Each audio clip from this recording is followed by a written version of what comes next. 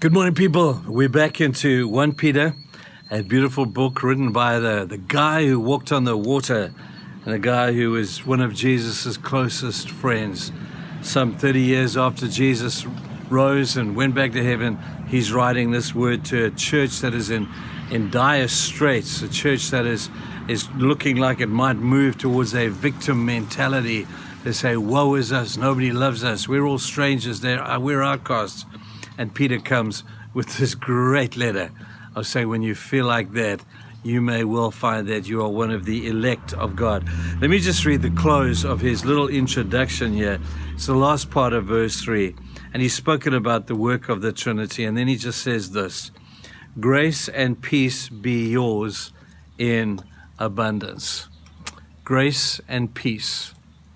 Those are two commodities you're not going to find much of out there right now. Not a lot of grace around. A lot of talk about grace. There's a few graceful people. There's some gracious acts taking place as we see them, maybe more in isolation than in any other way. There's a bit of grace out there in the midst of that where there is so much to be had. We look at the wonder of the grace of God. We're only just taking the tip of the iceberg of that. And the grace of God is the culmination of the heart of God, His love for you people, His commitment to you, not because of what you do or the fact that you're just a nice person. No, not at all. The grace of God includes everybody all around the world. God's desire for you to be saved, God's desire for you to come to know Christ, all comes under the wonder of His grace. Out of God's grace, the magnificence of it, comes God's love. And out of His love comes mercy. And out of mercy comes forgiveness. And out of forgiveness comes restoration. And out of restoration comes, the beauty of just God being able to redeem you. It's just beautiful, man. And now He says there's grace. Not just grace, but there is grace in abundance. More than enough. Plenty more than enough. More than you will ever need, more than you know that you could ever possibly have, is abundance. And God has it for you. Now on Sunday, I'm going to be preaching about this. If you're able to make it, it'll be really cool. I want to talk about the God of extremity, a God who is excessive, a God who is extraordinarily above everything else. He's the God of abundance. And this passage tells us that if you want grace, there is grace in abundance waiting for you. Grace in abundance. And then he says this, and here's a commodity that's not a lot around right now, is the commodity of peace. Grace and peace. Notice how they go together. When you experience the grace of God, then you experience the reality of the peace of God. You'll never have the peace of God without having peace with God. And grace gives you peace with God, and now you can have the peace of God. I think I said in a devotional of maybe a week or two ago about the fact that everybody's looking for peace, peace, peace, peace, crying out. Looking around the world and we see no peace. Just been through Christmas and we sing peace on earth, goodwill toward men. And yet I look at the world and I see, hey, there's not a lot of peace out there. But I want to say to you again today, people, please listen, that even though there's not a lot of peace out there, it doesn't mean that there doesn't have to be peace in here.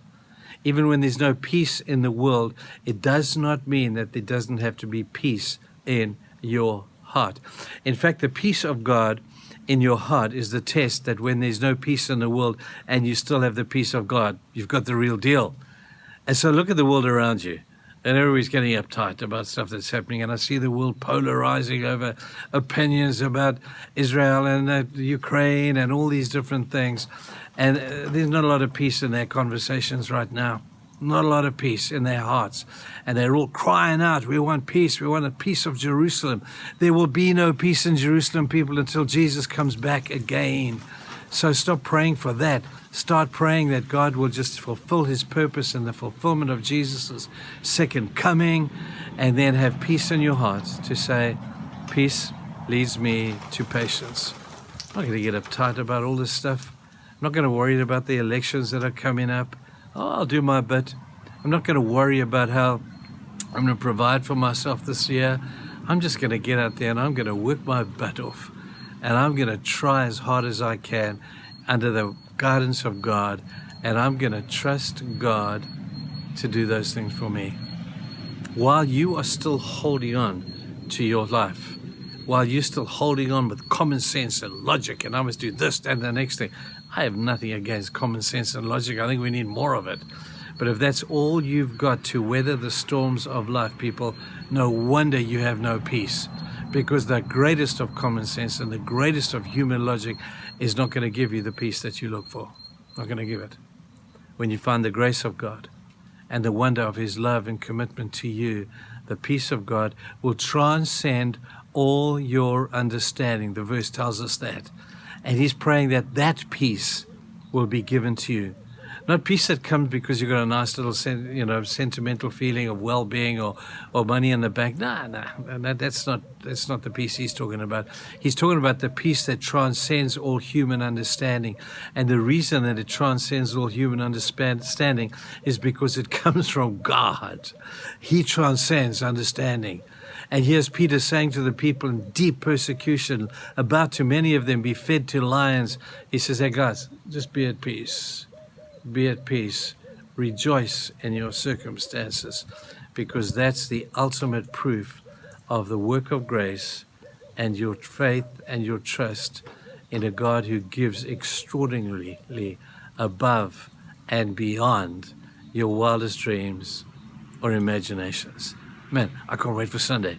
We'll talk a little bit more about that then. But in the meanwhile, guys, you have a good day, and we'll see you then. Cheers, bye.